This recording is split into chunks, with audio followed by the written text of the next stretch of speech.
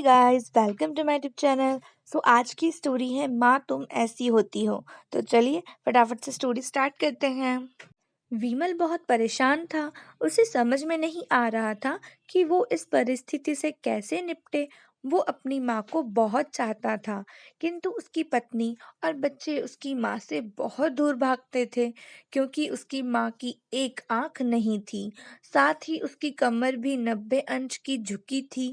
वैसे वह अपना काम सब खुद कर लेती थी, किंतु फिर भी वो अपने उसकी पत्नी और बच्चे के लिए हमेशा खटकती थी। दादी, आप ऊपर के कमरे में जाओ, मेरे दोस्त आ रहे हैं, विमल के बेटे अखिल ने बड़े बेरुखी से कहा।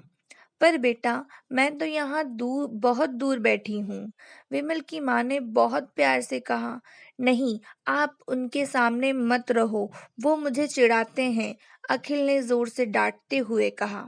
क्या हुआ अखिल, क्यों चिल्ला रहे हो? विमल की पत्नी कामनी ने किचन से ही आवाज लगाई। देखो ना माँ, ये दादी यही डाइनिंग रूम में बैठी है और मेरे दोस्त आ रहे हैं, अखिल ने शिकायत भरे लफ्ज से कहा। माँ जी, आप ऊपर चली जाओ, क्यों हम लोगों को लज्जवाती हो? कामनी ने बेटे का पक्ष लेते हुए कहा। बेचारी सरस्वती चुपचाप उठकर जीने के सहारे ऊपर जाने लगी। कमर झुकी होने के कारण उन्हें ऊपर चढ़ने में बहुत परेशानी हो रही थी, किंतु वो पूरी ताकत से ऊपर के एक अकेले कोने वाले कमरे में जाकर बैठ गई। विमल बाजू के कमरे से ही सब सुन रहा था। उसे कष्ट हो रहा था कि उसकी माँ को अपमानित होना पड़ रहा है, किंतु वो असहाय था। अगर वो कुछ कहता है तो पत्नी और बच्चे उसका विरोध करने लगते हैं। दूसरे उनके तर्क भी सही लगते हैं। चूंकि वो एक प्रशंसनिक अधिकारी था, उसका सामाजिक स्तर बहुत ऊंचा था। उसकी ससुराल भी एक उच्च घराने में थी, अतः वह चुपचाप इस तरह हर दिन अपनी माँ को अपमानित होते देखता रहता था। रात को विमल की पत्नी ने कहा, देखो जी, अब कुछ करो। कल कलेक्टर साहब की पत्नी आई थी। माँ जी अपनी देसी धुन धारा में उनसे मिली। मुझे बहुत शर्म आ रही थी, बताते हुए कि ये मेरी सास है। मैंने कह दिया कि दूर की रिश्तेदार हैं, इलाज कराने आई हैं। विमल को रोना आ गया, किंतु फिर भी वह चुप रहा।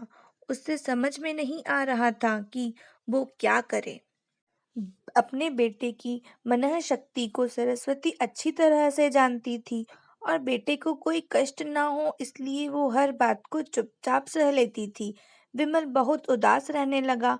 एक तरफ परिवार और सामाजिक स्तर पर जीने की प्रतिबंधित थी, तो दूसरी ओर माँ। आखिर माँ से अपने बेटे की यह हालत नहीं देखी गई। एक दिन उसने अपने बेटे से कहा, विमल, बहुत दिन हो गए हैं, मैं अपने गांव जाना चाहती हूँ, मुझे वहां पहुंचा दो, मेरा यहाँ मन नहीं लग रहा।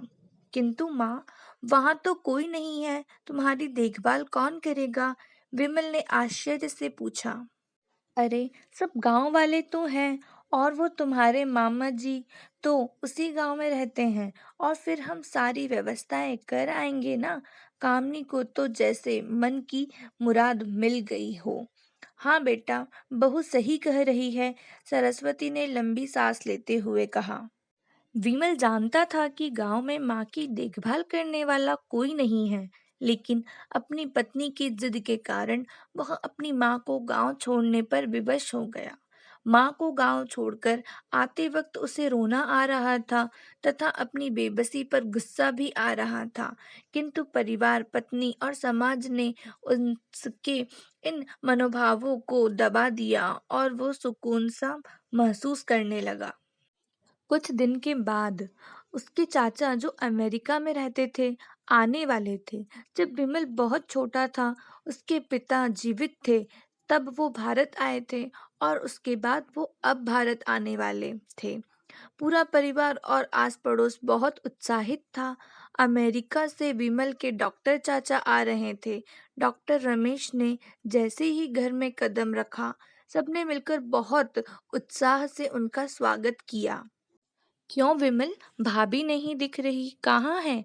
डॉक्टर रमेश ने उत्सुकतापूर्वक पूछा। जी, वो गांव में रहती हैं। यहाँ उनका मन नहीं लगता, कामनी ने सपाट लहजे में उत्तर दिया। डॉक्टर रमेश ने विमल की ओर देखा तो विमल ने अपनी आंखें झुका ली। डॉक्टर रमेश सब समझ गए, बोले, कल हम भाभी से मिलने गांव चलेंगे सब लोग। दूसरे दिन सभी लोग गांव के घर में पहुंचे। देखा कि सरस्वती को बहुत तेज बुखार है और वो पलंग पर असहाय पड़ी है। डॉक्टर रमेश दौड़कर सरस्वती के पास गए, उनके पैर छूकर रोने लगे।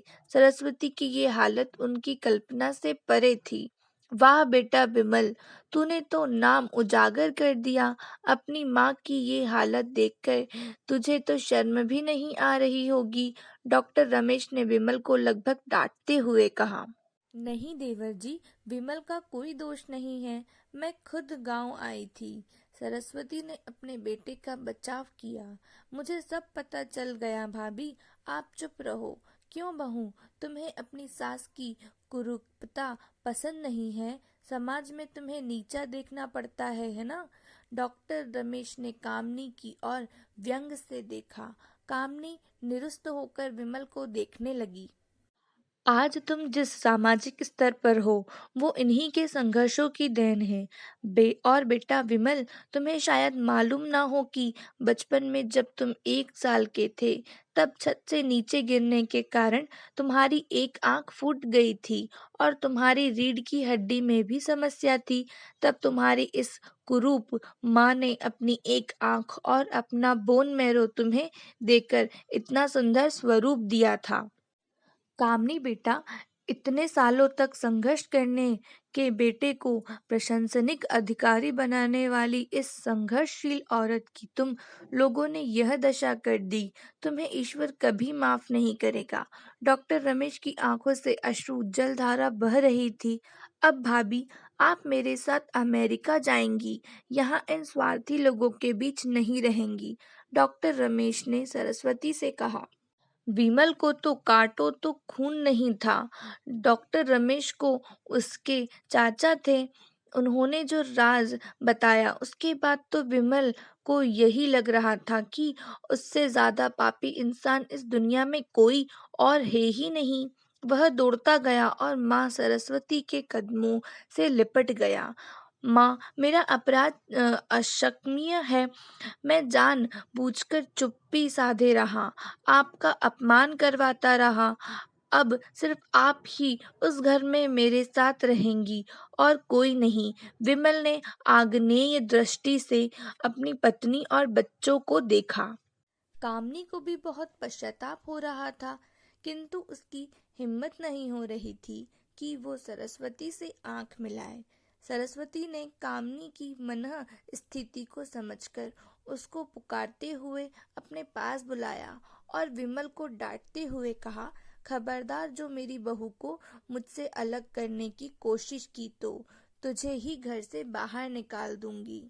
कामनी और बच्चों ने सरस्वती के पैर पकड़ते हुए अपने व्यवहार पर माफी मांगी और माँ के हृदय ने सबको माफ कर दिया। आज की स्टोरी बस इतनी ही। अगर स्टोरी अच्छी लगी हो तो वीडियो को लाइक करें, चैनल को सब्सक्राइब करना बिल्कुल मत भूलें। मिलते हैं अगली स्टोरी में। Thanks for watching.